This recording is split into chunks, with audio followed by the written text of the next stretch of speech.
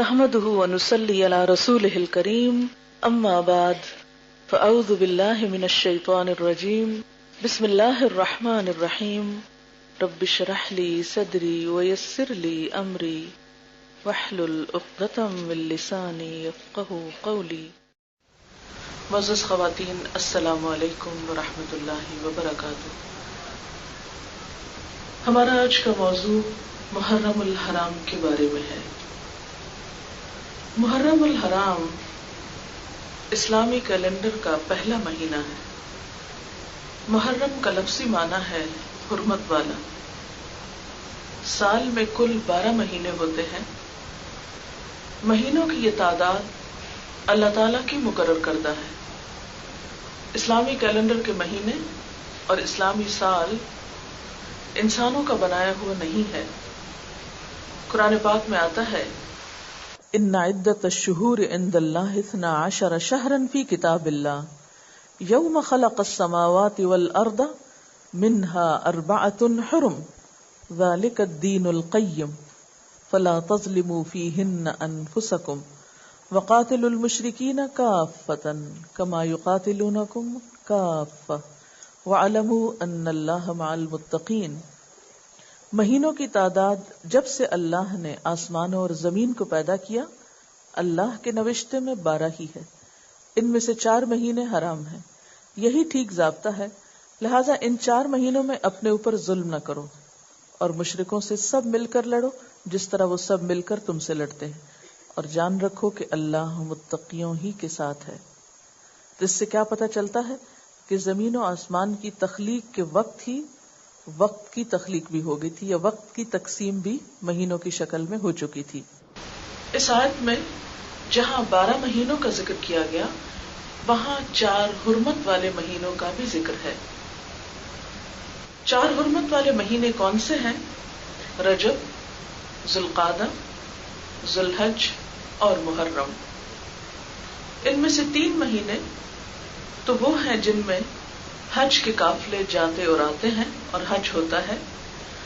عموماً حج کے لیے لوگ ذوالقعدہ میں نکلتے، ذوالحج میں حج ہوتا اور محرم میں واپس آتے.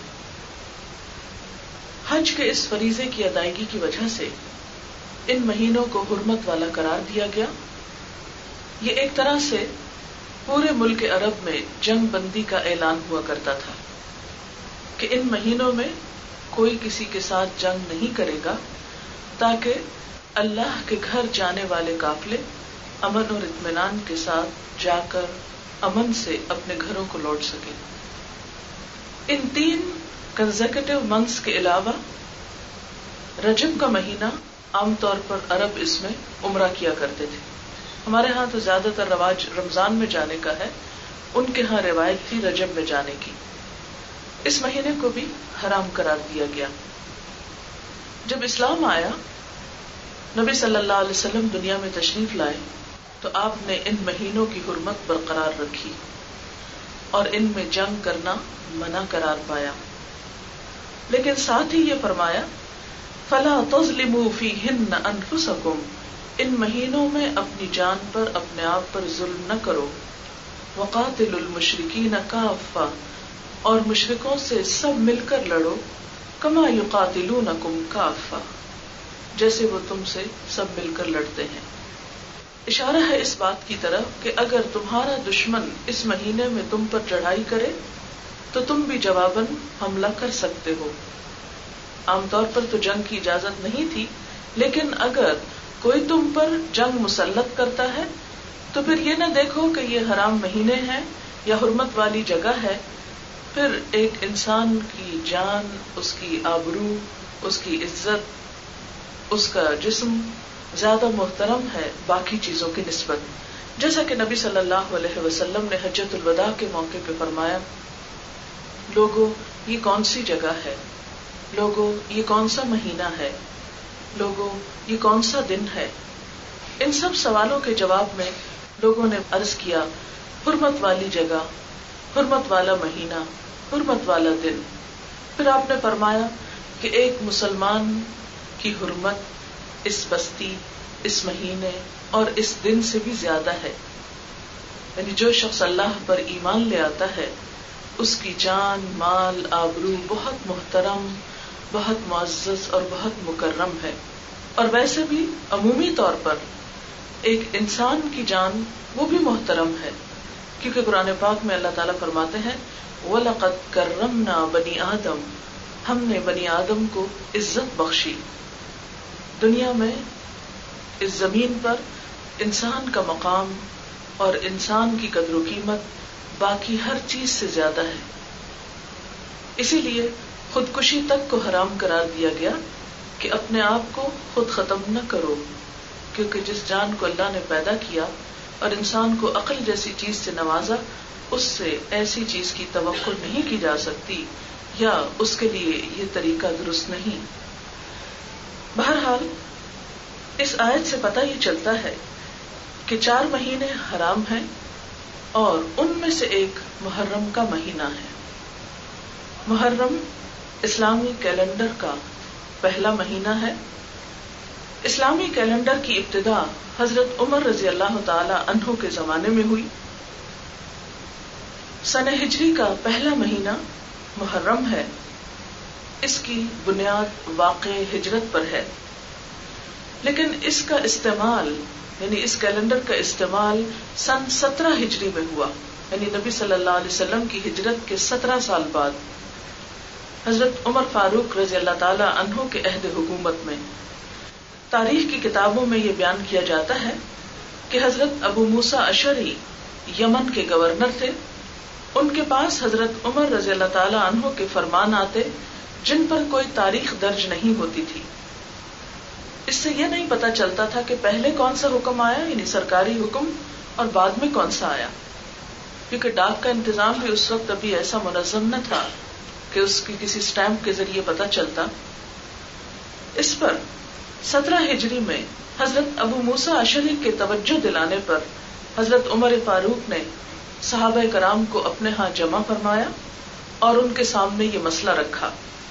سب نے باہم تبادلہ خیال کیا اور سب نے اس بات پر اتفاق کیا کہ اسلامی کیلنڈر کی ابتدا واقع ہجرت سے ہونی چاہیے.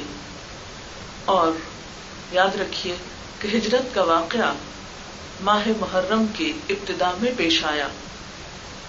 13 نبوی کہتے ہیں اس سن کو جب نبی صلی اللہ علیہ وسلم کو نبوت ملی. 13 نبوت کے ذوالحج کے بالکل آخر میں مدینہ منورہ کی طرف ہجرت کا منصوبہ طے ہوا اور اس کے بعد جو چاند طلوع ہوا وہ محرم کا تھا. یہ روایت فتح الباری جو صحیح بخاری کی شرح ہے اس میں بیان کی گئی ہے. ہم دیکھتے ہیں کہ دنیا کے دوسرے ادیان میں یا مذاہب میں یا کلچرز میں جو کیلنڈر استعمال ہوتا ہے عموماً اس کی بنیاد کسی ان کے بڑے لیڈر کے یوم ولادت یا وفات وغیرہ کے مطابق ہوتی ہے. مثال کے طور پر آپ دیکھیے کہ مسیحی سن کی بنیاد حضرت عیسیٰ علیہ السلام کا یوم ولادت ہے، اسی لیے اس کے آخر میں جب سن لکھتے ہیں تو حمزہ لکھتے ہیں این، یہ اشارہ ہے عیسوی کی طرف، حضرت عیسیٰ علیہ السلام کی طرف. یہودی اپنا سن حضرت سلیمان علیہ السلام کی تخت نشینی کے ایک پرشوکت واقعے سے رکھتے ہیں. اسی طرح بکرمی سن یعنی ہندوؤں کا جو ہے یہ راجہ بکرما جیت کی پیدائش کی یادگار ہے. رومی اپنا سن سکندر فاتح اعظم جو بہت مشہور بادشاہ تھا اس کی پیدائش سے رکھتے ہیں. اسی طرح باقی مذاہب میں بھی ایسے ہی کچھ واقعات کیلنڈر کی بنیاد بنتے ہیں، لیکن اسلام اس لحاظ سے بہت ممتاز ہے کہ اس کے کیلنڈر کا آغاز اور ابتدا تاریخ کے ایک عظیم الشان واقعے ہجرت سے ہوئی. ہجرت کیا ہے؟ اللہ کی راہ میں اپنا مال، گھر بار، وطن، ہر چیز چھوڑ دینا، کیونکہ انسان کے بعد انسان کا دین اور ایمان سب سے قیمتی چیز ہے جس کی بنیاد پر اس کی آخرت کے بننے یا بگڑنے کا انحصار ہے. اس لیے جب ہجرت کا واقعہ کیلنڈر کی بنیاد بنا، اور آپ نے دیکھا ہوگا کہ جب ہم اسلامی مہینہ لکھتے ہیں تو اس کے آخر میں گول ہے ڈالتے ہیں جو ہجری کی انڈیکیشن کرتا ہے، ہجرت کی طرف رہنمائی کرتا ہے، اور مسلسل مسلمانوں کو یاد دلاتا ہے کہ جہاں کہیں تمہارے ایمان کا مسئلہ ہوگا وہاں تمہیں اپنا ایمان بچانے کے لیے کچھ بھی جو قربان کرنا پڑے تو کر گزرنا. اور یہی وجہ ہے کہ ہم دیکھتے ہیں کہ حضرت امام حسین علیہ السلام نے اس مہینے میں جو اپنی جان آفرین کے سپرد کی، وہ بھی دراصل اسلام ہی کی وجہ تھی، ایمان ہی کا بچانا تھا، اپنے اصولوں کی خاطر ہی تھی. پھر ہم دیکھتے ہیں کہ محرم کا جو لفظی معنی ہے وہ بھی ہے حرمت والا مہینہ. اس مہینے میں خاص طور پر کچھ حرمتیں رکھی گئیں جن کا میں آگے ذکر کروں گی.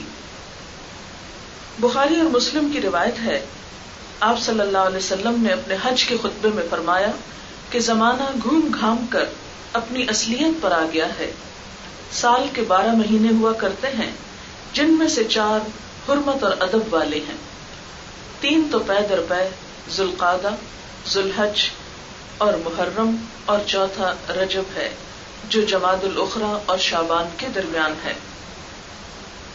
اس مہینے کے بارے میں بعض روایات میں یوں بھی آتا ہے کہ اس مقدس ماہ کی عظمت ابتدائے آفرینش سے ہے، یہ جب سے دنیا بنی ہے یہ مہینہ مقدس اور محترم ہے.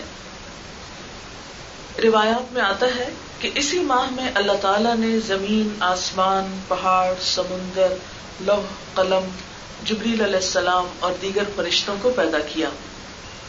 اسی ماہ میں حضرت آدم علیہ السلام کو پیدا کیا گیا اور ان کی توبہ قبول ہوئی. عاشورہ محرم میں ہی حضرت نوح علیہ السلام کو طوفان سے نجات ملی. اسی ماہ میں حضرت ابراہیم علیہ السلام پیدا ہوئے اور اسی ماہ میں ان کو جب آگ میں پھینکا گیا تو آگ ان کے لیے گلزار بن گئی، باغ بن گئی. اسی مہینے میں موسیٰ علیہ السلام کو فرعون کے ظلم و ستم سے نجات ملی، فرعون غرق ہوا.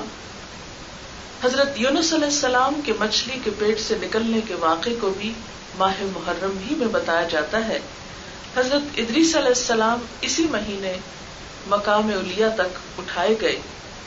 حضرت ایوب علیہ السلام کے شفا یاب ہونے کا مہینہ بھی یہی بتایا جاتا ہے جب انہوں نے ایک طویل کئی سال پر محیط بیماری کاٹی.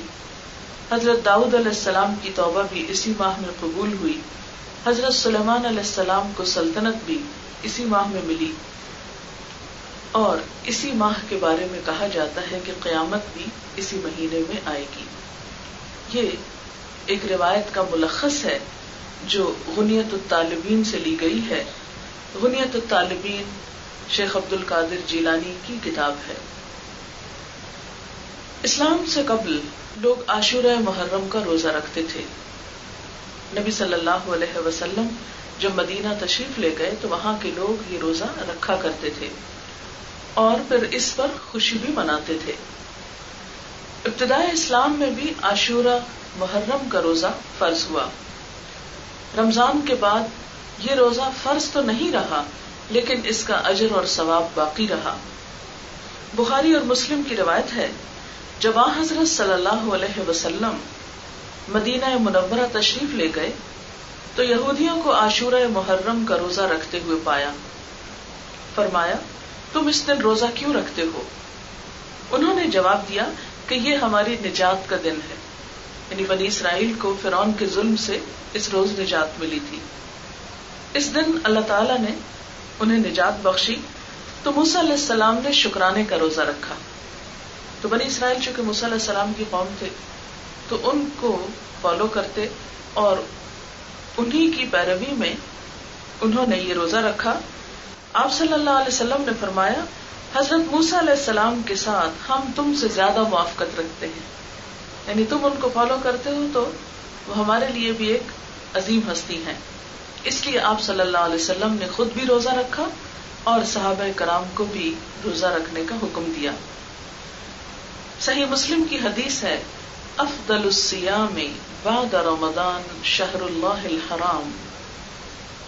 عاشورہ محرم کا یہ روزہ رمضان کے بعد سب سے افضل روزہ ہے، یعنی 10 تاریخ کا روزہ جو ہے رمضان کے بعد سب سے افضل روزہ ہے. اسی طرح صحیح مسلم کی روایت ہے کہ 10 محرم کے دن روزہ رکھنے سے 1 سال کے گناہوں کا کفارہ ہوتا ہے، اس لیے اس دن روزہ رکھنے کی کوشش کرنی چاہیے۔ مسند احمد کی روایت ہے کہ آپ صلی اللہ علیہ وسلم نے یہودیوں کی مشابہت سے بچنے کے لیے فرمایا کہ اگر آئندہ میں روزہ رکھوں گا تو 9ویں اور 10ویں کا روزہ رکھوں گا، اور آئندہ سال آپ محرم سے قبل وفات پا گئے، لیکن یہ حکم باقی رہا۔ صحابہ کرام نے عمل کیا، بعض ان میں سے 9ویں اور 10ویں کا روزہ رکھتے اور بعض 10ویں اور 11ویں کا روزہ رکھتے۔ عام طور پر 11ویں کے روزے سے منع کیا جاتا ہے کہ اس دن روزہ نہیں رکھنا چاہیے، حالانکہ ایسی کوئی ممانعت کی بات نہیں ہے، نہ ہی کسی صحیح حدیث سے ایسی کوئی چیز ثابت ہے۔ پھر ہم دیکھتے ہیں کہ اس مہینے کے اندر کچھ ایسے واقعات پیش آئے کہ جو اسلامی تاریخ میں بہت ہی تکلیف دہ واقعات ہیں، جن کی وجہ سے ابتدائی دور کے مسلمانوں میں بھی شدید اضطراب پھیلا، اور اس کے بعد آج تک وہ اضطراب مسلمانوں کے اندر موجود ہے۔ اور اس کی بنیادی وجہ یہ ہے کہ نواسۂ رسول صلی اللہ علیہ وسلم امام حسین علیہ السلام اپنے خاندان سمیت اس مہینے میں شہید ہوئے۔ سوال یہ پیدا ہوتا ہے کہ آپ کی شہادت ہمیں کیا سبق سکھاتی ہے؟ آپ کی شہادت میں ہمارے لیے کیا نمونہ ہے؟ اس میں کوئی شک نہیں کہ حضرت امام حسن اور حسین رضی اللہ تعالی عنہما دونوں ہی حضور صلی اللہ علیہ وسلم کے بہت ہی پیارے تھے، بہت عزیز تھے۔ آپ ان کو جنت کے پھول کہا کرتے تھے۔ حضور صلی اللہ علیہ وسلم جب مسجد نبوی میں نماز کی امامت کرایا کرتے، اور اگر کبھی ان میں سے کوئی ایک آپ کی پشت پر بیٹھ جاتا، جیسے عام طور پہ بچوں کی عادت ہوتی ہے کہ سجدے میں جاتے ہوئے وہ انجوائے کرتے ہیں پیٹھ پہ بیٹھنے کو، تو آپ صلی اللہ علیہ وسلم اس وقت تک سجدے سے سر نہ اٹھاتے جب تک کہ وہ بچے خود اپنی مرضی سے اٹھ نہ جاتے، حالانکہ آپ کے پیچھے لوگوں کی ایک بڑی تعداد ہوتی جو نماز پڑھ رہی ہوتی تھی، اور وہ سب بھی آپ کے سر مبارک اٹھانے کا انتظار کیا کرتے تھے۔ اس سے پتہ چلتا ہے کہ نبی صلی اللہ علیہ وسلم کو ان سے کتنی محبت تھی۔ حضرت فاطمہ رضی اللہ تعالی عنہا کی محبت بھی کوئی ڈھکی چھپی بات نہیں۔ آپ جب حضور صلی اللہ علیہ وسلم کے گھر تشریف لاتی تو آپ کھڑے ہو کر ان کا استقبال فرماتے، ان کی پیشانی چوم لیتے، اور آپ صلی اللہ علیہ وسلم نے ان کو اپنے دنیا سے جانے کے بعد سب سے پہلے آ کر ملاقات کی بشارت دی، جو سچ ثابت ہوئی۔ اس سانحے میں جو بھی ظلم و ستم ہوا وہ بھی تاریخ کی مختلف روایات میں ہمارے سامنے ہے، ہم ہر سال اس کا تذکرہ پڑھتے ہیں، سنتے ہیں، لیکن بات یہ ہے کہ یہ سارے واقعات ہمارے لیے ایک بڑا گہرا سبق رکھتے ہیں، اور وہ سبق کیا ہے کہ اسلام کی راہ میں، دین کی راہ میں کوئی بھی چیز جو قربان کرنی پڑے اس کی قربانی سے گریز نہ کیا جائے، اگر سر کٹانا پڑے تو وہ بھی خوشی سے دیا جائے۔ پھر آپ دیکھیے کہ حضرت امام حسین کا مقابلہ دشمنوں سے نہیں تھا، یعنی کافروں سے نہیں تھا، مسلمانوں سے ہی تھا، اور مسلمانوں کے اندر کچھ ایسا اضطراب ہوا، کچھ غیروں کی ڈالی ہوئی ایسی غلط فہمیاں تھی کہ جن کی بنا پر 2 گروہ آپس میں ٹکرا گئے۔ تو اس سے کیا پتہ چلتا ہے کہ اگر دین کے راستے پر چلنے میں اپنے مسلمان بھی رکاوٹ بنے تو ان کی رکاوٹ کو بھی قبول نہیں کرنا چاہیے، ہمیشہ حق اور اصول ہی کا ساتھ دینا چاہیے۔ آج ہم اپنے معاشرے میں دیکھتے ہیں کہ اگر ہمارے اپنے ہی گھر کے اندر ہمارے بہن بھائی یا ہمارے شوہر ہمارے کسی دینی عمل کو پسند نہ کریں تو ہم فوراً ہی ہار مان بیٹھتے ہیں۔ آج تو بلکہ حال یہ ہو گیا ہے کہ اسلام پر عمل کرنے میں سب سے پہلی مخالفت گھروں سے ہی شروع ہوتی ہے۔ گھر والے ہی پسند نہیں کرتے، کیونکہ مجموعی طور پر ماحول اس طرح کا ہو چکا ہے کہ جس سے اسلام دن بدن اجنبی ہوتا چلا جا رہا ہے۔ اسلام زندہ ہوتا ہے ہر کربلا کے بعد، اسی طرح آج اگر ہم چاہتے ہیں کہ اسلام زندہ ہو، اسلامی روایات زندہ ہوں، تو یہ اسی صورت میں ہو سکتی ہیں جب ہم قربانی دینا سیکھیں. واقعہ کربلا سراسر قربانی کا سبق ہے. اور قربانی، ابھی قربانی کی عید بھی ہم نے کچھ عرصہ پہلے، 1 مہینہ پہلے منائی ہے. حضرت ابراہیم علیہ السلام کا اپنے بیٹے کو ذبح کر دینا اور نواسۂ رسول صلی اللہ علیہ وسلم کا اپنی گردن کٹا دینا، یہ سب کچھ کیا معنی رکھتا ہے؟ حضرت ابراہیم علیہ السلام نے بھی ایک خواب کے آنے پر، ایک اشارہ پانے پر اپنے ہی بیٹے کے گلے پر چھری کیوں رکھ دی؟ اس کے پیچھے کیا غرض تھی؟ کیا مقصد تھا؟ کیا معنی تھا؟ یہی نا کہ جو اللہ چاہے وہی سب سے مقدم ہے. اگر اللہ تعالیٰ کو یہ پسند ہے کہ میں اپنا بیٹا اس کے نام پر ذبح کر ڈالوں، اپنے ہاتھ سے چھری پھیر دوں، تو میں اس سے بھی پیچھے نہیں رہوں گا. آج ہم میں سے کتنے ہیں جو اللہ کے دین کے لیے، اسلام کی خاطر اپنے بچوں کو اسی طرح قربان کرنے کا جذبہ رکھتے ہوں؟ نبی صلی اللہ علیہ وسلم نے فرمایا تھا کہ میری امت پر ایک وقت ایسا آئے گا کہ جب غیر قومیں اس کی طرف اس طرح چڑھ دوڑیں گی کہ جس طرح بھوکے دسترخوان پر ٹوٹ پڑتے ہیں. لوگوں نے عرض کیا، یا رسول اللہ صلی اللہ علیہ وسلم، کیا اس وقت ہم تعداد میں کم ہوں گے؟ آپ نے فرمایا، نہیں، تم تعداد میں بہت ہوگی، لیکن تمہارے اندر دنیا کی محبت اور موت کا خوف بیٹھ جائے گا.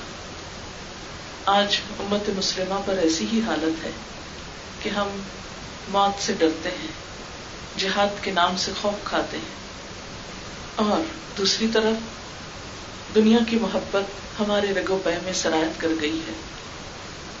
ہم میں سے بہت سے لوگ دین کا، قوم کا، وطن کا جب نام لیتے ہیں تو اس میں بھی بسا اوقات صرف اپنے مفادات ہوتے ہیں.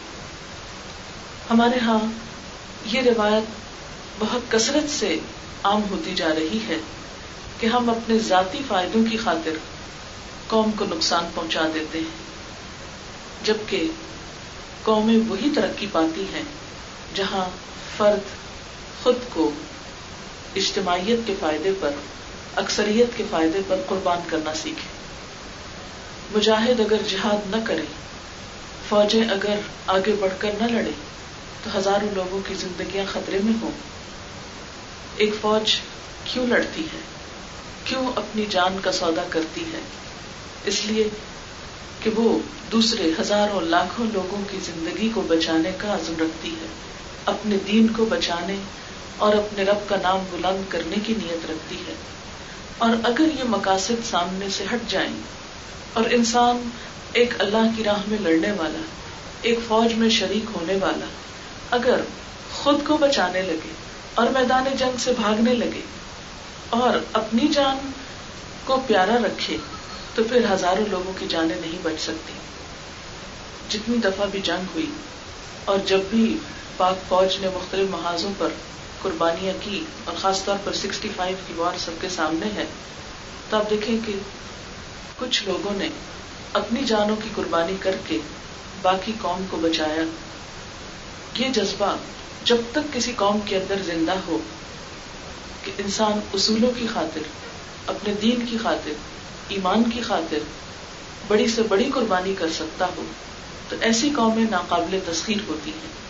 لیکن اگر اس کے برعکس خدا نہ خواستہ اپنی جان پیاری ہو جائے، جہاد کا جذبہ ٹھنڈا پڑنے لگے اور خود کو بچانے کے لیے قوموں کو قربان کر دیا جائے، تو ایسی قربانی انسان کی دنیا اور آخرت دونوں کے لیے نقصان دہ ہو سکتی ہے.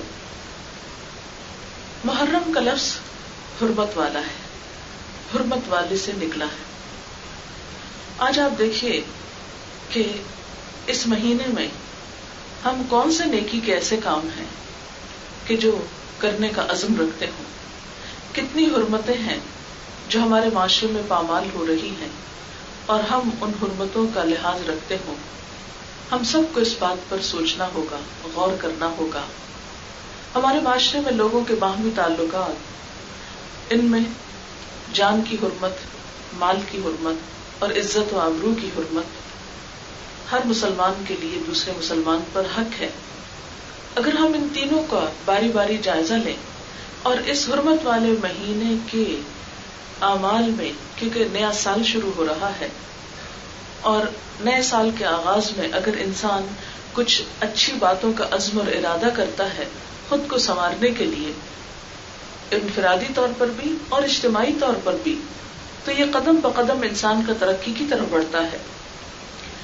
اس وقت میں خاص طور پر بات کروں گی ان 3 حرمتوں کے بارے میں کہ جن کو اللہ کے رسول صلی اللہ علیہ وسلم نے ایک مومن کا جان اور مال اور عزت جو ہے وہ مکہ مکرمہ کی حرمت سے زیادہ اہم قرار دیا، اور ان کی خاطر مرنے والے کو، جان دینے والے کو شہید قرار دیا گیا. جو اپنی جان بچاتے ہوئے، جو اپنا مال بچاتے ہوئے، جو اپنی عزت بچاتے ہوئے قتل ہو جائے، مار دیا جائے، وہ شہادت کا رتبہ پاتا ہے. اس سے پتہ چلتا ہے کہ ان چیزوں کی حفاظت کتنی ضروری ہے. آپ دیکھیے کہ جہاں تک جان کی حرمت کا تعلق ہے، کس قدر افسوس کے ساتھ کہنا پڑتا ہے کہ ہم مسلمانوں کے اندر بہت سے قتل کے واقعات اس طرح دکھائی دیتی. کسی دن کا کوئی اخبار لے لیجیے، ہاں اردو کا لے لیجیے یا انگریزی کا لے لیجیے، عید کے دن کا لے لیجیے یا رمضان کے پورے مہینے کا لے لیجیے یا محرم کا لے لیجیے، کہیں کا بھی لے لیجیے، کوئی دن ایسا نہیں پائیں گے سال کے 365 دنوں میں سے کہ جب کوئی نہ کوئی شخص بے گناہ قتل نہ ہو ہمارے ملک کے اندر. ہم نے یہ ملک اسلام کے نام پر لیا تھا، لیکن یہاں مسلمان کی جان ہی محفوظ نہیں. مسلمان کا خون اس طرح بہا دیتا ہے گویا کچھ مسئلہ ہی نہ ہو، یا کسی جانور یا کسی بکرے کو ذبح کرنا ہو. وہ بھی انسان کسی موقع اور کسی فائدے اور کسی ضرورت کے لیے کرتا ہے، لیکن انسان کو مار کر انسان کیا حاصل کرتا ہے؟ ہمیشہ کا نقصان کر دیتا ہے. ہمارے معاشرے میں بسا اوقات مال کی وجہ سے قتل ہوتے ہیں، بسا اوقات عزت آبرو کی وجہ سے قتل ہوتے ہیں، بسا اوقات بے وجہ قتل کر دیے جاتے ہیں کہ غصہ کسی اور پر ہے اور بم کہیں اور جا کے پھینکا کہ جس کی وجہ سے بے گناہ معصوم شہری مارے گئے جن کا کوئی قصور نہ ہو. اور پھر آپ دیکھیے کہ ہم نے ہندوؤں سے یہ ملک جو الگ لیا تھا، کس لیے؟ اس کا نام کیا رکھا؟ اسلامی جمہوریہ پاکستان. پھر ہمارے اعمال انسانی حرمت اور انسانی جان کی حرمت کے بارے میں اتنے غیر ذمہ دارانہ کیوں ہیں؟ آخر اس کی وجہ کیا ہے؟ ہم میں سے ہر وہ شخص جو دل رکھتا ہے، جو احساس رکھتا ہے، اسے اس کے بارے میں سوچنا چاہیے. اور اسی میں آپ دیکھیے کہ بے شمار خواتین سال کے دوران بے وجہ موت کے گھاٹ اتار دی جاتی ہیں. بہت سے چولہا پھٹنے کے واقعات آپ سنتے ہیں کہ جو دراصل چولہا نہیں پھٹا ہوتا، وہ تیل پھینک کر مار دیا جاتا ہے، جلا دیا جاتا ہے. کل پرسوں میں ایک اخبار کی کٹنگ پڑھ رہی تھی. شیخ پورہ کے نزدیک ایک گاؤں میں ایک 16 سالہ بچی جو اسکول کی طالبہ بھی تھی اور اس کے ساتھ حافظ قرآن بھی تھی، اپنے گھر میں تنہا تھی کہ اتنے میں کوئی گنڈا آیا اور اس نے اس کے ساتھ زیادتی کرنے کی کوشش کی.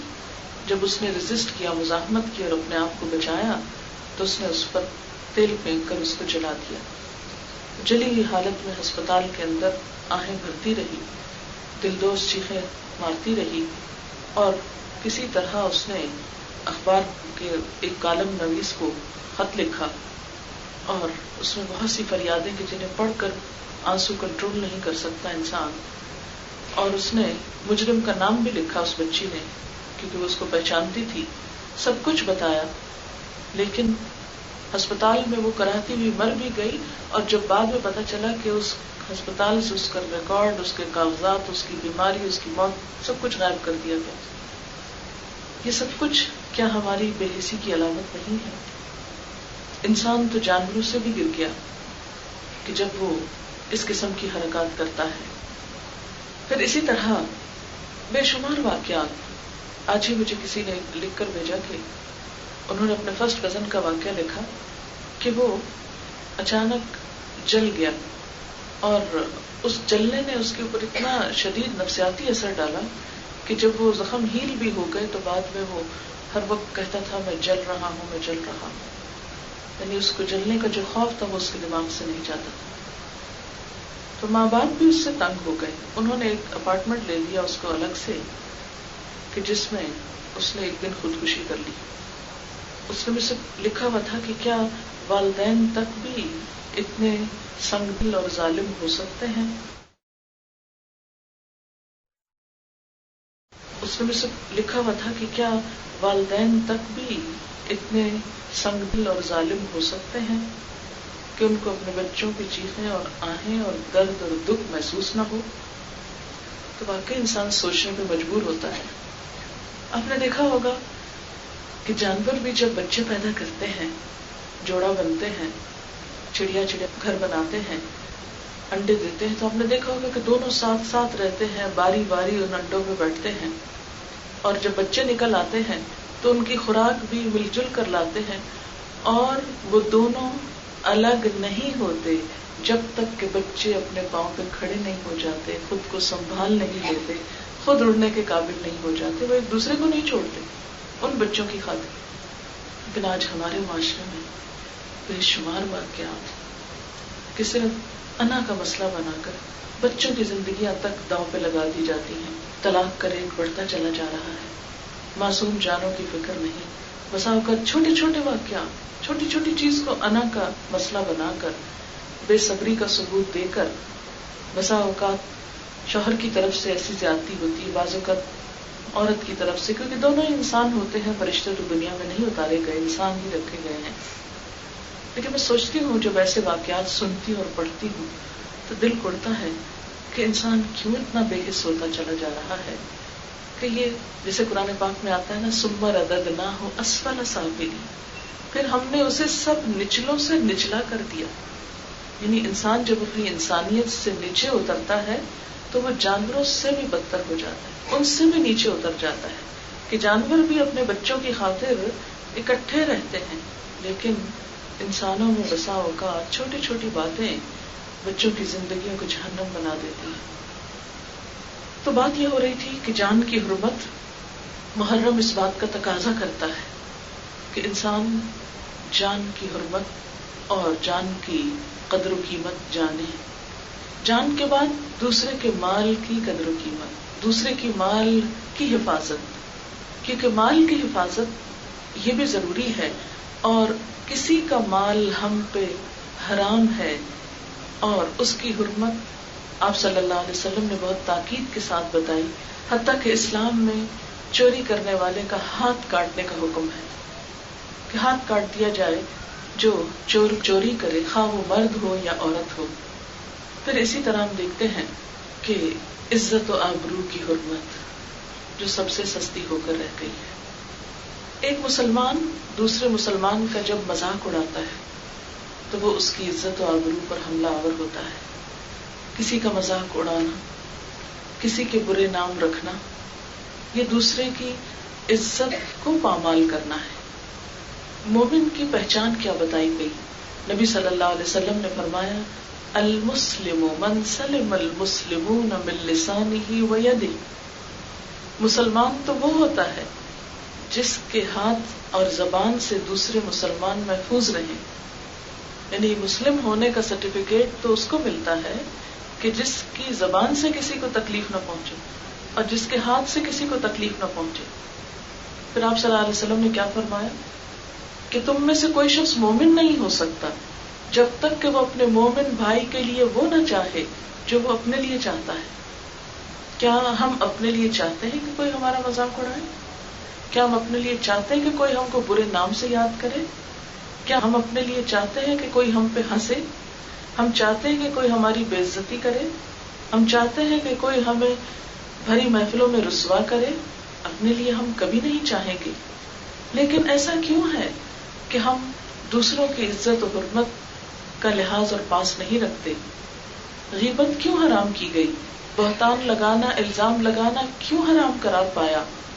غیبت کو زنا سے بدترین بتایا گیا.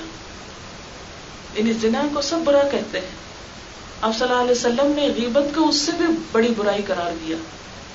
لیکن بہت سے لوگ جو بظاہر پاک دامن کہلاتے ہیں لیکن اس بات کا لحاظ نہیں رکھتے کہ وہ اپنی نجی مجلسوں میں بیٹھ کر، اپنے کلوز سرکلز میں بیٹھ کر کس کس کا مذاق اڑاتے ہیں، کس کس کی برائی کرتے ہیں، کس کس کو بے وجہ تنقید کا نشانہ بناتے ہیں.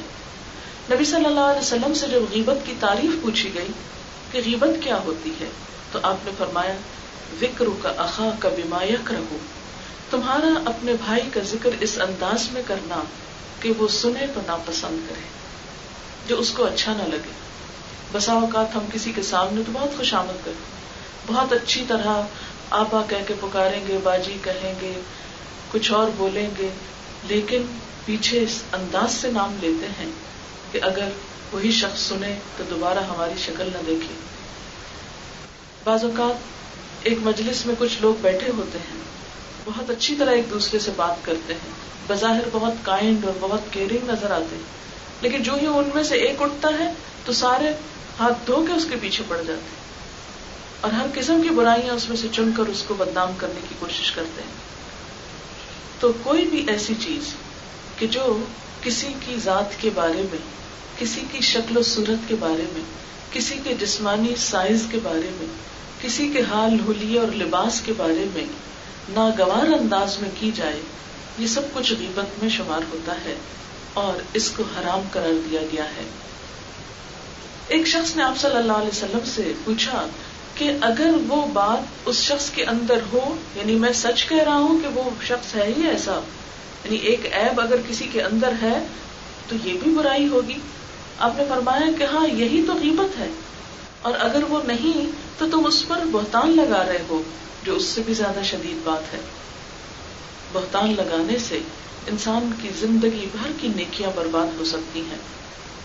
نبی صلی اللہ علیہ وسلم نے فرمایا کسی شخص کے جھوٹا ہونے کے لیے اتنا ہی کافی ہے کہ وہ ہر سنی سنائی بات کو آگے بیان کر دے.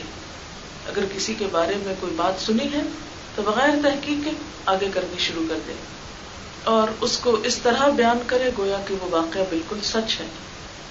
پھر اسی طرح قرآن پاک میں ہمیں یہ تعلیم دی گئی کہ یا ایھا الذین آمنوا اذا جاءکم فاسق بنبأ فتبینوا ان تصیبوا قوما بجہالۃ فتصبحوا علی ما فعلتم نادمین. اے لوگو جو ایمان لائے ہو، جب کوئی فاسق تمہارے پاس کوئی خبر لے کر آئے تو اس کی تحقیق کر لیا کرو، کہیں ایسا نہ ہو کہ لا علمی میں تم کسی قوم پر جا پڑو، حملہ آور ہو جاؤ، پھر اپنے کیے پہ تم پشیمان ہو. یعنی کوئی ایسی بات اس وقت تک زبان سے نہیں نکالنی چاہیے، کسی کے خلاف ایسی کوئی کارروائی نہیں کرنی چاہیے کہ جب تک انسان اس کی تحقیق نہ کر لے، اور خاص طور پر ایسی بات کہ جس سے کسی پر الزام آ رہا ہو. مثلا آپ کے پاس کوئی شخص آیا، اس نے کسی کے بارے میں کوئی ناروا بات کی. مثلا ناروا باتوں میں کیا، تم جانتے ہو فلاں شخص اتنا بڑا غبن کر گیا. کہتے اچھا کر گیا، کوئی تحقیق نہیں کرتے، کچھ نہیں پوچھتے. اب کیا کرتے ہیں، کسی اور کو ٹیلی فون کھٹکا دیتے ہیں. تمہیں پتہ ہے فلاں شخص نے ایسا غبن کر لیا، اور وہاں سے ایک تیسرے تک بات پہنچ جاتی اور حقیقت اس کی کچھ بھی نہیں ہوتی. ایسی باتوں میں عموماً لوگ بہت دلچسپیاں بھی لیتے ہیں اور بہت شوق سے سنتے ہیں اور بہت شوق سے سناتے ہیں، لیکن یہ نہیں جانتے کہ ایسی باتیں انسان کے اعمال کو ضائع کرنے والی، اور جس کے اوپر الزام تراشی ہو رہی ہے اتنی ساری نیکیاں اس تک منتقل کرانے کی کوشش ہے. اسی لیے کسی نے کہا تھا کہ اگر کبھی غیبت کرو تو اپنی ماں ہی کی کرنا، کیونکہ تمہاری نیکیوں کی سب سے زیادہ وہ محتاج ہے.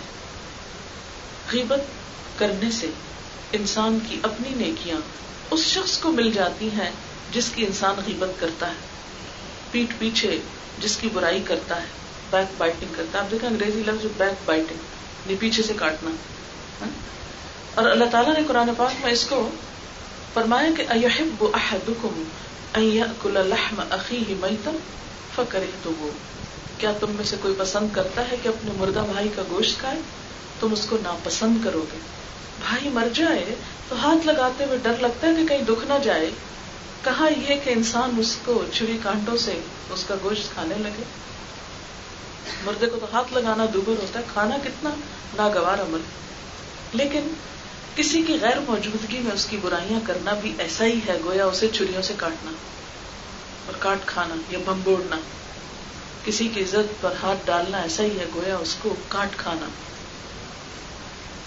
یہ ایک عمل کسی لاش کو کھانے کا کون کرتا ہے؟ عموماً وحشی جانور کرتے ہیں، مثلا کتے کرتے ہیں. اسی لیے ایک حدیث میں آتا ہے کہ قیامت کے دن دوسروں کی برائیاں کرنے والے، تانے دینے والے، عیب جوئی کرنے والے قیامت کے روز کتوں کی شکل میں اٹھائے جائیں گے. یعنی ہوں گے انسان لیکن ان کی شکلیں کتوں جیسی بن جائیں گی. کیوں؟ اس لیے کہ کتے یہ کام کرتے ہیں نا. کو مردار دیکھا تو اس کو کھانے لگ گئے، یہ نہ دیکھا کہ کس کا ہے. لیکن انسان جب اپنے ہی بہن بھائیوں، اپنے ہی رشتہ داروں، اپنے ہی دوستوں، اپنے ہی مسلمانوں کی برائیاں کرنے لگتا ہے تو یہ کس قدر ناگوار، ناپسندیدہ اور اللہ تعالیٰ کے ہاں ایک ایسا فعل ہے کہ جسے کسی قیمت پر بھی برداشت نہیں کیا جا سکتا. محرم حرام کیا گیا، لفظی معنی ہے محرم حرام کیا گیا. یعنی کیا حرام کیا گیا؟ کہ اس مہینے کے اندر گناہوں کو اپنے اوپر حرام سمجھو.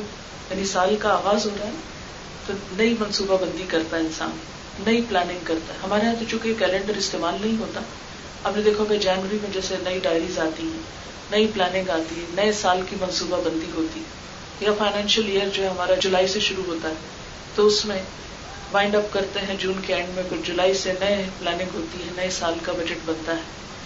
بالکل اسی طرح محرم نئے سال کی نیکیوں میں پلاننگ کا مہینہ ہے کہ مجھے حرام کرنا ہے اپنے اوپر ان سب چیزوں کو جنہیں اللہ نے میرے اوپر حرام کر دیا ہے. محرم کا اصل پیغام یہ ہے. صرف اتنا کافی نہیں کہ اسلام کی راہ میں جان دینے والے شہیدوں کے اوپر ہم صرف غم کا اظہار کریں، اس لیے کہ وہ تو اپنے عظیم الشان منزلوں اور مقاصد اور مقامات تک پہنچ گئے. انہوں نے اپنی زندگی کو ایک بہترین کاز میں استعمال کیا.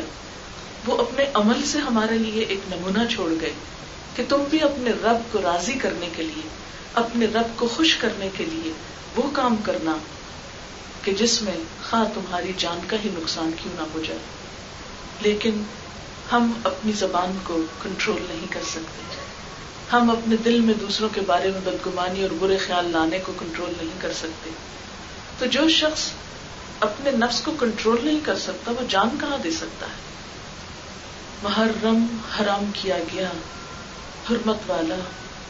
ہمیں ان حرمتوں کا لحاظ اور پاس کرنا ہے جو اللہ تعالیٰ نے ہمارے لیے مقرر کی ہیں.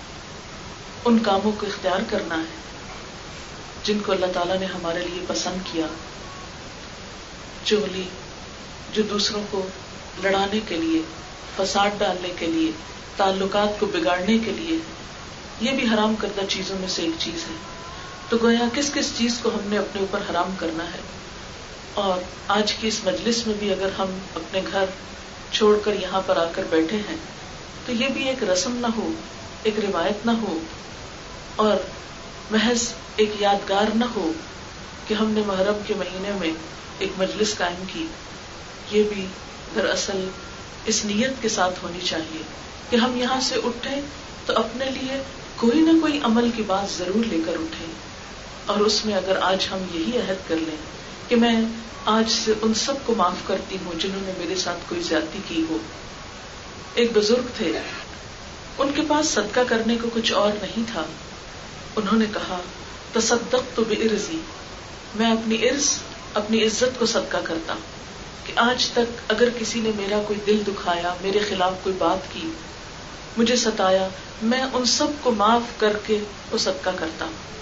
یعنی اپنا بدلہ نہیں لیتا، بدلہ نہ لینے کا صدقہ کرتا. ہم بھی عہد کریں کہ اگر کسی نے ہمارے ساتھ زیادتی کی کبھی تو ہم بھی تو کسی کے ساتھ زیادتی کرنے والے ہو سکتے ہیں. یہ نہیں ہے کہ ہم معصوم فرشتے ہیں کہ ہم سے کبھی کسی کے ساتھ کوئی ناروا بات نہ ہوئی ہو. اگر کسی نے ہمارے ساتھ کوئی ایسی چیز کی جو ہم کو ناگوار گزری تو ہم نے بھی زندگی میں کئی ایسی باتیں کہی ہوں گی، ہماری زبان سے بھی کسی کے لیے دل آزاری کے لفظ نکلے ہوں گے. تو کیا ہم اپنے لیے نہیں چاہتے کہ اللہ ہم کو معاف کر دے؟ قرآن پاک میں اللہ تعالیٰ فرماتے ہیں الا تحبون ان یغفر اللہ لکم، کیا تم پسند نہیں کرتے کہ اللہ تم کو معاف کر دے؟ اگر تم پسند کرتے ہو کہ اللہ تم کو معاف کر دے تو تم دوسروں کو معاف کرنا سیکھو۔ نمبر 1 یہ کہ ہم اپنے دلوں کو دوسروں کے خلاف بدگمانیوں، نفرتوں اور ان چیزوں سے نکالیں، اس لیے کہ جب ہم کسی سے نفرت کرتے ہیں تو اس کا تو کچھ نہیں بگڑتا، کیونکہ ہر نفع نقصان اللہ کے ہاتھ، مگر ہم کم از کم اپنے آپ کو ضرور نقصان دیتے ہیں۔ کس طرح؟ اپنا دل کالا کر کے، میلا کر کے، یعنی اگر کوئی میلی چیز ہمارے ہاتھ میں ہے اور دراصل ہم کسی کے لیے لے جا رہے ہیں تو اس سے پہلے کہ وہ کسی تک پہنچے وہ خود ہمارے اپنے ہاتھ میں ہوتی ہے۔ اس لیے اپنے دل کو چمکانے کے لیے، اپنے بھلے اور اپنے فائدے کے لیے ہم اپنے دل سے کھرچ کر نکال دیں ان باتوں کو جو کسی کے لیے بھی ہمارے اندر کوئی نیگیٹو تھنکنگ کے طور پر ہے، دلوں کو بڑا کر لیں، اس لیے کہ جنت کی وسعتیں زمین و آسمان کے برابر ہیں، اس کے باسی وہی ہو سکتے ہیں جن کے دل بڑے ہوں۔ وہاں ان وسیع جنتوں کا مالک بننے کے لیے بڑے دل والا ہونا ضروری ہے، اور جو بھی بڑا دل رکھے گا وہ معاف آسانی سے کر سکتا ہے، اس کے لیے معاف کرنا کسی کو مشکل کام نہیں۔ اور جب ہمارا دل دوسروں کے لیے اچھا ہو جائے گا، گمان اچھا ہو جائے گا، تو باقی قباحتوں سے ہم خود بچ جائیں گے۔ پھر کسی کا مذاق اڑانا، برے نام رکھنا، بدگمانی کرنا، تجسس کرنا، غیبت کرنا، چغلی کرنا، الزام تراشی کرنا، ان عادتوں سے خود بخود چھٹکارا ہوتا جائے گا۔ اور جب ان عادتوں سے چھٹکارا ہوگا تو حقیقت میں ہم اللہ کے پسندیدہ بندے ہوں گے اور محرم کا پیغام سمجھنے والے ہوں گے، یعنی مسلمان کی حرمت کا پاس رکھنے والے، جسے اللہ نے معزز بنایا ہے، اللہ تعالیٰ کے اس منصوبے کا ساتھ دینے والے ہوں گے، مومن کے صحیح معیار پر پورے اترنے والے۔ اور جب تک ان صفات کی نفی ہمارے اندر سے نہیں ہوتی تو دراصل ہم اپنا ہی نقصان کرتے ہیں۔ اور اس کی مثال ایسے ہی ہے اپنی نیکیاں دوسروں کو دینے کی، کہ ہم اپنا ایک ایسا اکاؤنٹ رکھتے ہوں لیکن اس کی چیک بک کسی اور کے پاس ہو، وہ جب چاہے اس میں سے کیش کروا لے۔ نیکیوں کے بینک میں نیکیاں ڈال رہے ہیں جبکہ انہیں کیش دوسرے کرواتے جا رہے ہیں، جن کا ہم برا چاہتے ہیں اور جن کو ہم برا سمجھتے ہیں، جن سے ہم نفرت کرتے ہیں، جن کو ہم بدنام کرنا چاہتے ہیں، جن سے ہم کوئی انتقام لینا چاہتے ہیں۔ دراصل ان سے انتقام کی بات تو بعد میں ہوگی، لیکن اپنی نیکیوں سے ہاتھ دھونا اور اپنے لیے آخرت کے امن کے راستے مسدود کرنا، یہ پھر ہمارے حصے میں نہ آئے۔ میری اللہ تعالیٰ سے دعا ہے کہ ہم اس مہینے کی حرمت کو سمجھیں، اس کے پیغام کو سمجھیں اور اپنی زندگی کو بدلنے کا عزم کریں۔ تو میں خلاصہ بیان کروں گی کہ اسلامی کیلنڈر کا پہلا مہینہ، اسے اللہ تعالیٰ نے پہلا بنایا، اس کی حرمت اللہ تعالیٰ نے بنائی، نبی صلی اللہ علیہ وسلم نے باقی رکھی، اور اس مہینے کا روزہ 9ویں 10ویں کا رکھنا افضل ہے۔ اگر کسی وجہ سے 2 دن کا رکھنا مشکل ہو تو کم از کم 10ویں کا روزہ رکھنے کی نیت۔ اور اسی طرح حضرت امام حسین رضی اللہ تعالیٰ عنہ کے واقعے سے قربانی کا سبق، اور قربانی میں سب سے پہلے اپنی انا قربان کرنا، دوسروں کو معاف کرنا، اور اپنی زبان، اپنے دل، اپنے خیالات کو ان چیزوں سے پاک کرنا جو انسانی تعلقات کی خرابی کا باعث بنتے ہیں، تاکہ ہمارے لیے یہ دنیا کی زندگی باہمی تعلقات کے اچھا ہونے کی وجہ سے ایک جنت بن جائے۔ کیونکہ شہیدوں کے لیے بھی جنت اسی لیے ہے کہ وہ جان دیتے ہیں، تو جو اپنے نفس کو کنٹرول کر سکے، اپنے نفس کے شر کو ذبح کر سکے، انشاءاللہ ان کے لیے بھی پھر جنت کے دروازے کھلے گے۔ شرط یہ ہے کہ ہم عمل کرنے والے ہوں۔ جی کوشچن ہے کوئی تو کر لیجیے۔ عمل میں اور نیت میں پاکیزگی اور اخلاص اور یہ سب چیزیں کیسے پیدا ہوتی ہیں نا؟ جس طرح مادی چیزوں کا میلا ہونا ہوتا ہے، ایسے ہی دل بھی میلے ہو جاتے ہیں نا، روح پر بھی دھبے پڑ جاتے ہیں، نیتیں بھی بعض اوقات پھسلنے لگتی ہیں۔ تو جس طرح اس گلاس کو دھونے کے لیے پانی چاہیے اور ڈٹرجنٹ چاہیے، اسی طرح دل کو دھونے کے لیے بھی کچھ چاہیے۔ دل کو دھونے کا بہترین طریقہ جو ہے وہ کلام الہی ہے، اللہ تعالیٰ کا قرآن ہے۔ قرآن پاک میں بھی اور حدیث پاک میں وحی الہی کو یعنی قرآن کو بارش سے تشبیہ دی گئی. جس طرح بارش آتی تو پورا ماحول دھل جاتا ہے، ہر چیز پہ پڑتی. بالکل اسی طرح قرآن پاک زندگی کے ہر موضوع، ہر بات، ہر چھوٹی بڑی چیز پر انسان کی رہنمائی کرتا ہے. جب انسان قرآن پاک سے ایک تعلق قائم کرتا ہے تو یقیناً دلوں کی صفائی ہوتی. نبی صلی اللہ علیہ وسلم نے فرمایا کہ دلوں کو زنگ لگ جاتا ہے جیسے لوہے کو زنگ لگتا ہے. تو صحابہ کرام نے پوچھا کہ لوہے کا زنگ دور کرنا تو ہم جانتے ہیں، دلوں کا زنگ کیسے دور کریں؟ تو اس وقت بھی آپ صلی اللہ علیہ وسلم نے یہ فرمایا کہ کثرت سے قرآن کو پڑھو اور موت کو بھی کثرت سے یاد کرو. دو چیزیں انسان کو فائدہ دیتی ہیں. ایک تو یہ کہ انسان اپنے انجام کو سامنے رکھے. دنیا کے کامیاب انسانوں کا جب تجزیہ کیا گیا کہ ان کی کامیابی کی کیا وجوہات تھیں تو ان میں سے ایک بڑی وجہ یہ بتائی گئی کہ وہ اپنے انجام کو دیکھ کر آغاز کرتے ہیں کسی کام کا، یعنی انجام کو سامنے رکھ کر آغاز. اور عام روزمرہ زندگی میں بھی ہم دیکھتے ہیں کہ مثلاً اگر ہم گلاس کہیں رکھنے لگے تو پہلے یہ دیکھیں گے کہ سرفیس کیسی ہے اور پھر انجام دیکھ کے اتنے ہی زور سے رکھیں گے اس کو. اسی طرح کسی بھی کام، مثلاً فرش اگر چکنا ہے تو ہم قدم رکھنے سے پہلے احتیاط کریں گے. اس سڑک سے اتنے میل پر وہ ہے، مجھے اتنے گھنٹے چاہیے، اس کے مطابق آپ سفر کرتے ہیں. اس کو ذہن میں رکھ کے اس کی ڈائریکشن لیں گے آپ.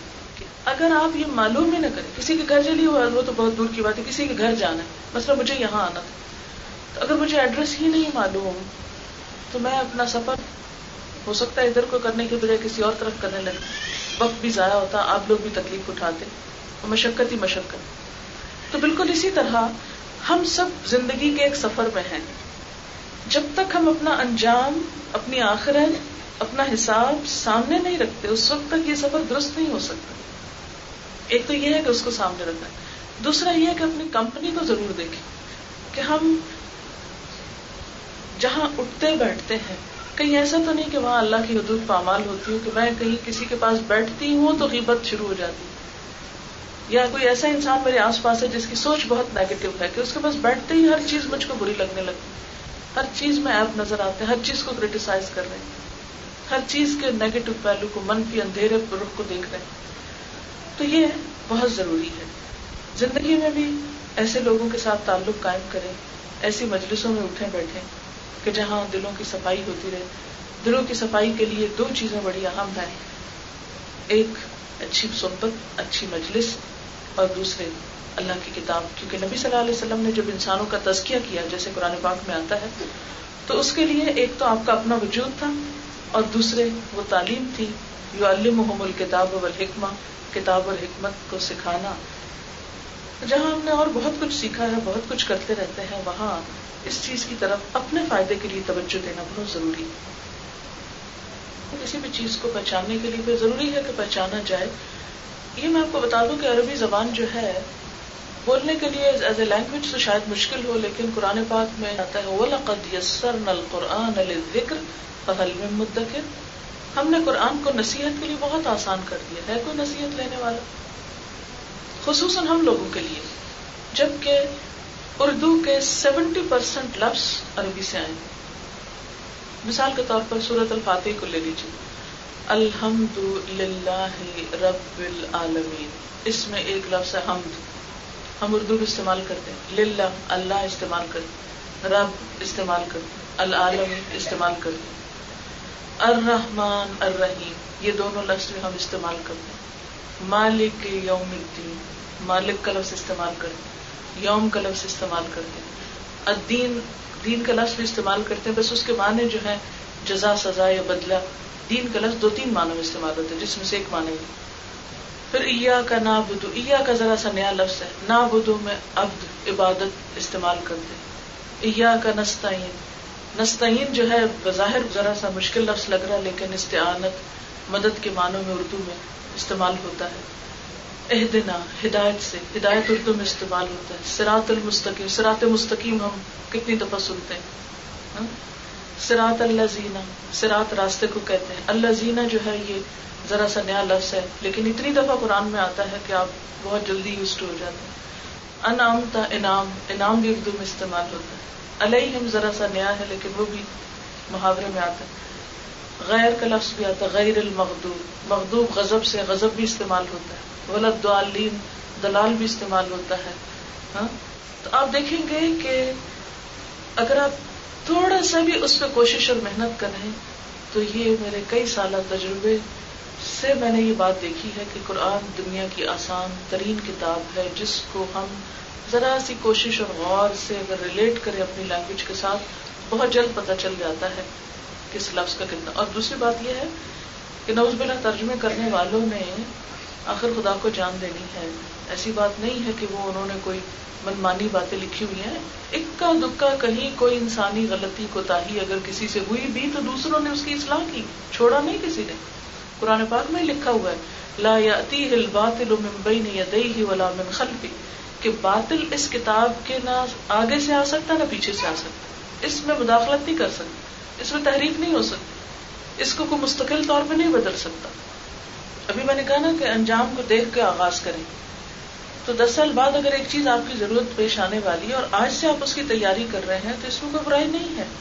لیکن اگر کسی شخص کے پاس ہے ہی نہیں تو وہ روئے نہیں, مایوس نہیں, وہ ہر نیا دن ایک نئی زندگی لاتا ہے. اسے اپنے دل کو ڈھارس دینی چاہیے کہ اللہ تعالیٰ اس کے لیے سبب پیدا کرے گا. یعنی کبھی بھی انسان نیگیٹو سائڈ پہ نہ سوچے. لیکن اس کا یہ مطلب نہیں کہ جس کے پاس ہے وہ صرف اس لیے آج گنوا دے کہ کل پھر کل کو دیکھیں گے. ضائع کرنا نہیں, کوشش کرنی چاہیے. پلاننگ سے منع نہیں کیا گیا. وآخر دعوانا ان الحمد للہ رب العالمین. سبحان اللہ والحمد للہ ولا الہ الا اللہ واللہ اکبر ولا حول ولا قوة الا باللہ العلی العظیم. اللہم صل علی محمد وعلى آل محمد كما صليت على إبراهيم وعلى آل إبراهيم إنك حميد مجيد. اللهم بارك على محمد وعلى آل محمد كما باركت على إبراهيم وعلى آل إبراهيم إنك حميد مجيد. ربنا آتنا في الدنيا حسنة وفي الآخرة حسنة وقنا عذاب النار. ربنا لا تزغ قلوبنا بعد إذ هديتنا وهب لنا من لدنك رحمة إنك أنت الوهاب. ربنا هب لنا من أزواجنا وذرياتنا قرة أعين واجعلنا للمتقين إماما. یا اللہ پاک جو کچھ ہم نے پڑھا ہے اس میں جو بات آپ کی مرضی کے مطابق ہو ہمیں اس پر عمل کی توفیق عطا فرما, اس کو اپنی رحمت سے قبول فرما. اور اگر کوئی بات نادانستگی میں آپ کی مرضی کے خلاف ہوئی ہو تو ہم سب کو بخش دے اور اس رستے کی ہدایت دے جو تیرا پسندیدہ ہو. یا اللہ ہمیں زندگی کے اس امتحان میں کامیاب فرمانا, ہمیں اپنی کتاب اور اپنے حبیب محمد صلی اللہ علیہ وسلم کی زندگی سے بہترین رہنمائی نصیب فرما. ہمارے دلوں میں اپنی محبت پیدا کر دے, ایمان کو ہمارے دلوں میں عزیز ترین بنا دے, ہمیں ایمان کا لطف نصیب فرما. یا اللہ تو مسلمانوں کے باہم تعلقات کو درست فرما. یا اللہ مذہب کے نام پر جو نفرتیں عام ہو گئی یا اللہ ان کو دور فرما. یا رب العالمین تو سب کلمہ گو مسلمانوں کو باہم ایک دوسرے کے احترام کی توفیق عطا فرما. یا اللہ ایک دوسرے کی عزت اور ایک دوسرے کی قدر و قیمت کو پہچاننے کی توفیق دے. یا رب العالمین تو ہمیں اپنے مقرب بندوں میں فرما. یا اللہ تو ہمیں نیکیوں کی توفیق عطا فرما, ہمیں گناہوں سے بچا, ہم سے وہ کام لے لے جن سے تو ہم سے راضی ہو جائے. یا اللہ جنہوں نے اس مجلس کا اہتمام کیا ہے اس مجلس کو ان کے لیے صدقہ جاریہ بنا. یا رب العالمین تو ہم سب کو اس مجلس کی برکتوں سے مالا مال فرما, ہمیں اپنا قرب نصیب فرما. اللہم انا نعوذ بک من جہد البلاء ودرک الشقاء وسوء القضاء وشماتة الأعداء. لا حول ولا قوة الا باللہ العلی العظیم. اللہ تعالیٰ تو ہماری اس کوشش کو قبول فرما, تمام بیماروں کو صحت عطا فرما, سب دکھی لوگوں کے دکھ دور فرما. جو مالی مشکلات میں مبتلا ہیں اللہ ان کی مشکلات کو آسان فرما. اللہ تعالیٰ اس مجلس میں جو بھی حاضر ہیں ان کا آنا، ان کا بیٹھنا، ان کا وقت لگانا قبول فرما. ان کے دلوں میں جو دعائیں اور نیک تمنائیں ہیں ان کو پورا فرما. یا اللہ تو ہم سب کو اپنا قرب نصیب کر. امت مسلمہ پہ اپنی رحمت نازل فرما. یا اللہ ہم مسلمانوں کے دلوں میں باہم محبت پیدا کر دے. ربنا تقبل منا انك انت السميع العليم وتب علينا انك انت التواب الرحيم. وصلى الله تعالى على خير خلقه محمد وعلى آله وأصحابه وأهل بيته أجمعين برحمتك يا أرحم الراحمين. الہی آمین. سبحانك اللهم وبحمدك نشهد ان لا اله الا انت نستغفرك ونتوب الیک. والسلام علیکم ورحمۃ اللہ وبرکاتہ.